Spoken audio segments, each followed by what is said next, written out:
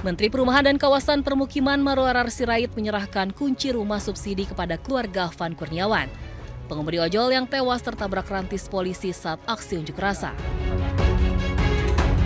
Lokasi hunian ini berada di kawasan Cilengsi, Bogor, Jawa Barat. Keluarga Afan mengaku senang sekaligus terharu. Karena kalau tidak cocok di sini, saya sudah siapkan dua alternatif rumah subsidi. Yang pertama di Tiga Raksa, yang bagus, ya Pak Heru ya, Pak. Yang di Tiga Raksa ya, di Tangerang ya. Yang kita udah cek bagus. Yang kedua di Serang, di Serang ya. Gitu. Nah, jadi saya meminta memang bagi Bapak Ibu mungkin tidak muter-muter. Adapun biaya pembelian rumah ditanggung Menteri PKP Marwarar Sirait dibantu BP Tapera.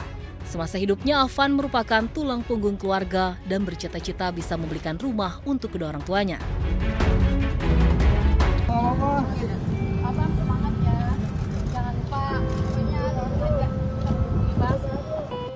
Ratusan pengemudi ojek online melakukan long march dari Jalan Medan Merdeka Selatan. Dalam aksinya mereka membagikan bunga mawar pink dan putih kepada aparat yang berjaga. Mereka juga memberikan pelukan hangat sebagai simbol persaudaraan kepada aparat.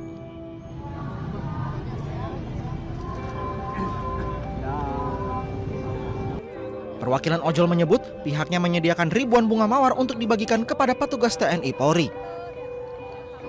kita perkirakan mencapai 2.000 driver online yang sudah kita verifikasi datanya, akunnya, dan juga jelas dia merupakan mitra aktif di aplikator, baik apakah itu Gojek, Grab, Shopee, InDriver, Maxim, seperti itu.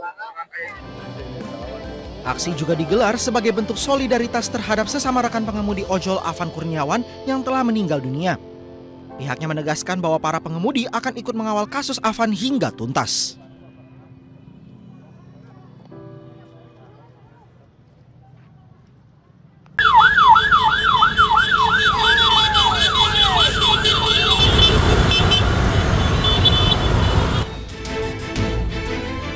Berawal dari makam pahlawan Medan, ratusan ojek online menggunakan kendaraan roda 2 dengan tertib dan damai menuju ke Mapolda Sumatera Utara untuk menyampaikan aspirasinya. Setibanya di Mapolda Sumatera Utara, Ketua Godam menyampaikan aspirasi ojek online sekaligus tuntutan agar aparat kepolisian lebih humanis dalam menjaga unjuk rasa. Dan meminta Kapolda Sumut meminta maaf kepada seluruh ojek online Sumatera Utara atas meninggalnya rekan mereka Afan Kurniawan, korban demo di gedung DPR RI Jakarta. Untuk melakukan aksi solidaritas bagian kegiatan yang sama pula di beberapa tempat di tanah air atas peristiwa meninggalnya salah satu rekan ojol kemarin di aksi unjuk rasa di Jakarta. Kami hadir datang mewakili teman-teman untuk menyampaikan rasa duka cita ya, dan mengungkapkan rasa kekecewaan atas peristiwa tersebut. Kami memohon Bapak Kapolda bisa menintrospeksi diri ya. Sementara itu, Kapolda Sumatera Utara, Irjen Pol Wisnu Hermawan Febrianto yang menemui masa Godam langsung disambut antusias ratusan ojek online. Saya selaku Kapolda Sumatera Utara turut berduka cita atas meninggalnya saudara kita, saudara Afan Kurniawan. Kami aparat kepolisian akan membenah diri untuk bisa berbuat lebih baik pada masyarakat.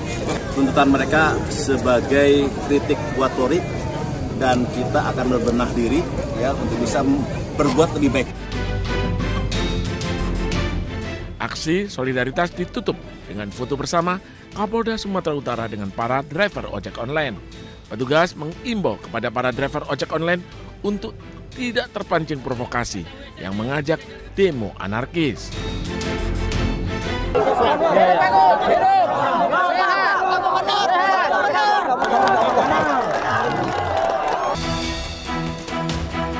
Ribuan mahasiswa bersama Aliansi Ojek Online menggelar aksi damai di depan kantor DPRD Sulawesi Tengah. Masa duduk bersama aparat dan forum koordinasi pimpinan daerah menyampaikan aspirasi secara tertib. Mereka menuntut evaluasi izin tambang, pembatalan kenaikan pajak, serta peninjauan program beasiswa.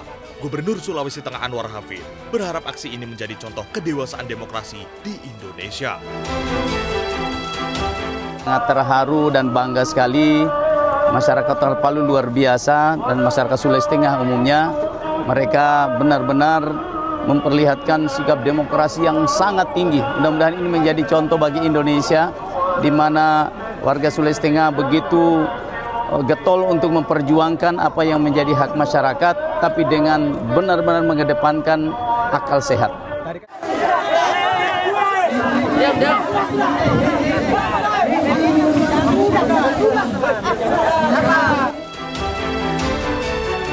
Sementara itu, ketegangan yang sempat terjadi saat aksi ratusan mahasiswa di Polewali Mandar, Sulawesi Barat bisa diredam. Suasana bisa dikendalikan setelah pejabat DPRD dan Pemda Polewali Mandar menerima demonstran dan mendengarkan aspirasi mereka. Mahasiswa menyuarakan sejumlah tuntutan, salah satunya menolak kenaikan PBBP 2 lebih dari 200% yang membebani rakyat. Indonesia bersatu, hiduplah tanahku, hidup.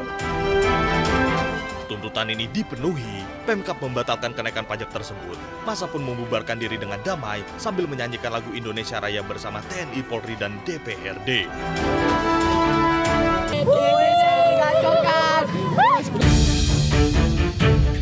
Viral di media sosial, seorang bocah berusia 14 tahun mengambil jam super mewah saat penjarahan di rumah mantan Wakil Ketua Komisi 3 DPR RI, Ahmad Sahroni.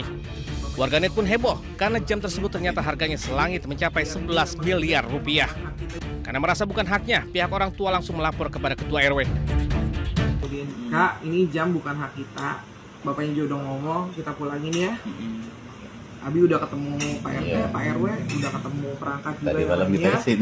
Jadi biar ini memang bukan hak kita juga, Kak. Jadi nanti. Dan ini memang betul yang Bapak bilang, ini limited edition kayaknya. Jam yang harganya fantastis tersebut akhirnya dikembalikan melalui anggota DPRD fraksi Partai Nasdem. Pengurus RW setempat juga sempat mengimbau warga yang turut serta dalam penjarahan untuk mengembalikan barang kepada pemiliknya. Sebelumnya, sejumlah massa menggeruduk kediaman rumah Ahmad Sahroni di Jalan Swasembada Timur 22, Kebon Bawang, Tanjung Priok, Jakarta Utara. Selain melakukan pengerusakan terhadap sejumlah mobil, massa juga menjarah isi rumah diantaranya jam tangan mewah, tas branded, dan perabotan-perabotan rumah lainnya. Yang punya satu ketahuan ini, part numbernya ini, Pak. Jam tangan mewah milik mantan Wakil Ketua Komisi 3 DPR RI Ahmad Sahroni yang sebelumnya dijarah pada Sabtu kemarin akhirnya dikembalikan. Proses pengembalian dilakukan secara mediasi di kediaman orang tua remaja yang diduga mengambil jam tangan mewah itu. Jam tangan diserahkan langsung kepada pihak Ahmad Sahroni, yakni Imamuddin, disaksikan Ketua RT dan Ketua RW setempat. Orang tua remaja pengambil jam tangan yang namanya disamarkan sebagai kakak ini menyesal dan memohon maaf karena ketidaktahuan anaknya yang masih di bawah umur. Orang tua menyebut anaknya ikut-ikutan dalam aksi penjarahan yang terjadi pada rumah Sahroni pada Sabtu 30 Agustus lalu.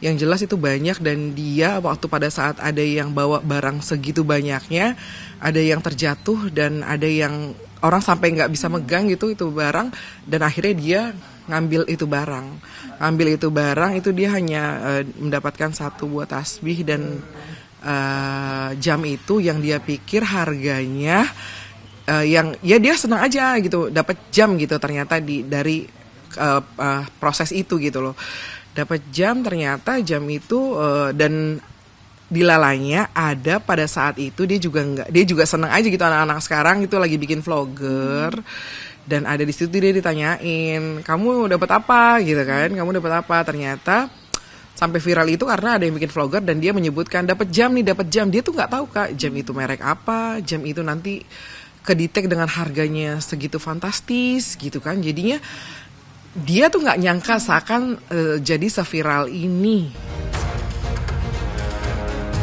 Orang tua remaja tersebut juga mengaku usai mengetahui anaknya membawa pulang jam tangan Richard Mills Limited Edition senilai 11 miliar rupiah.